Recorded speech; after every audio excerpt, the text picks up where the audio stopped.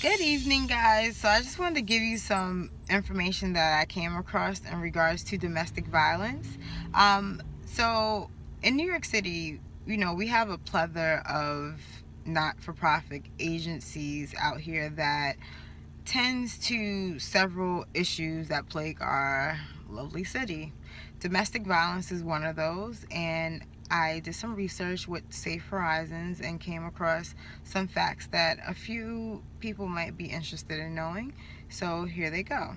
Domestic violence, for one thing, I didn't define in the video, is any actions that are used against another individual in regards to power and control. So whenever someone is trying to, you know, insinuate that they can control you or they are more powerful than you, usually in a physical sense, this would be the attributes that we would be referring to regarding domestic violence, especially when it comes into the sense of family violence and intimate partner violence. So if you have a boyfriend or a husband that, wants to know your every move, threatens to show up at your job, threatens to report negative things regarding who you are as a person to your closest family, friends, or your employers, these are all things that can be categorized as attributes of domestic violence. Now, in regards to domestic violence, one thing that I failed to bring up last week was the fact that domestic violence tends to include family violence. And I know we don't hear about this very often out here in the United States, but there's a trend in other countries where if a woman is said to have dishonored her family, that maybe a father or a brother or uncle may take it upon themselves to end the life of that woman. Now, as ridiculous as that sounds, coming from a non-judgmental point of view, this does occur, and it occurs a lot more often than we expect. So back to domestic violence here in the United States forefront. Yes, so when you think of domestic violence, I just want to know, what role do you think you play in it? Because at some point in time, we all play a role in domestic violence and family violence. When you decide that you will remain silent, when you know that there's someone, going through domestic violence, or there's family violence that's going on in your household, those are roles that you're playing. Those are positions that you're saying, you know what, I don't want to discuss this. I don't want to be a part of this. If this individual decides to go through this, I'm just going to leave them alone. Like, these are all roles. And it's difficult to say this, but we all play a role in domestic violence on some level. Now, no one's saying that you should put yourself in harm's way and, try to remove someone who is in a domestic violence situation, but at some point you should speak up. You might be the light at the end of the tunnel for that person. You might be the voice of reason for that individual. You may be able to shift someone's way of thinking. So never stay silent in situations like that. 1 in 4 women will experience domestic violence in their lifetime, and the height of that age group would be 18 to 34 year olds. And as difficult as that may sound, it's very common. It's more common than you think it is, and it's more common than we like to admit that it is. Domestic violence incidents normally take place between the hours of 6 p.m. and 6 a.m. And I don't know what the exact correlate is with that, but when you think of it, people aren't going to fight when they're in school. They're not going to fight when they're at work. They're going to fight when they're, tired or angry about how their day went in the comfort of their homes, most likely.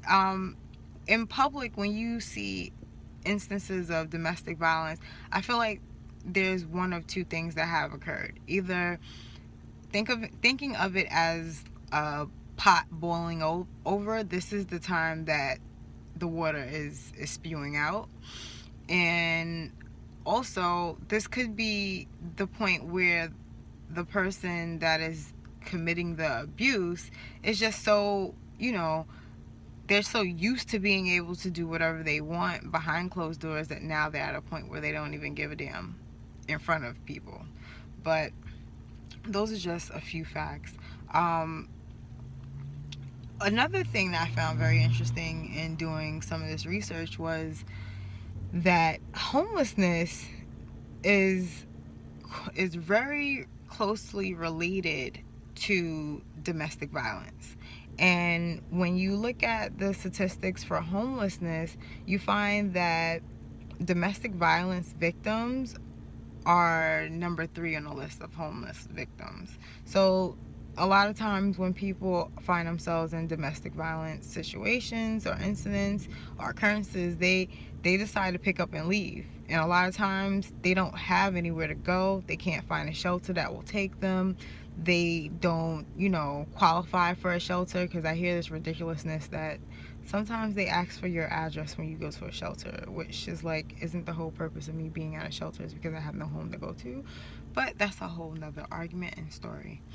And another interesting fact that I found was that for the New York City family shelter system, 1/3 of the families there are victims of domestic violence. So it seems like we have a huge issue of domestic violence in the United States, and we need to actively address it, and it's time to do something about it. Another thing that stuck out to me is female homicide cases. The facts that surround that is that 2 out of 3 females that are killed by the hands of a family member or intimate partner, this counts as domestic violence.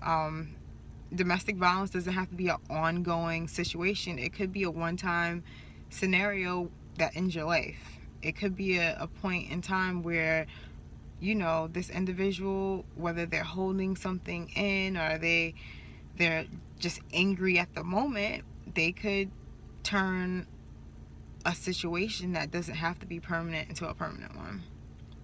Lastly, I just wanted to bring up the fact that chronic domestic violence can lead to several different health problems.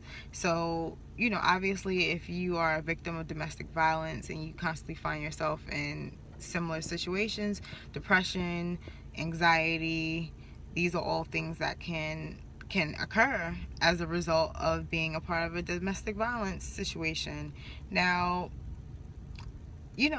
that's just this. I don't want to say that's a small scale, but it's kind of a small scale.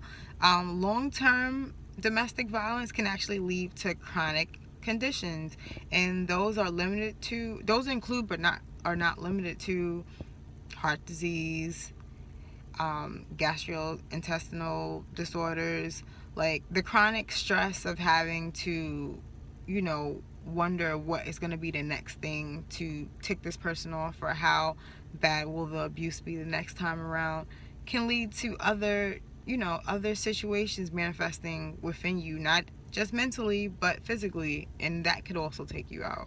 So I hope everyone enjoyed this, not because it's an enjoyable topic, but because it's time for us to have a discussion about it. And I hope that this leads to a deeper discussion, if not with me, but with others that see this video and are capable of, being able to have this conversation with their loved ones and their friends. And let's get the conversation going. Let's keep it going.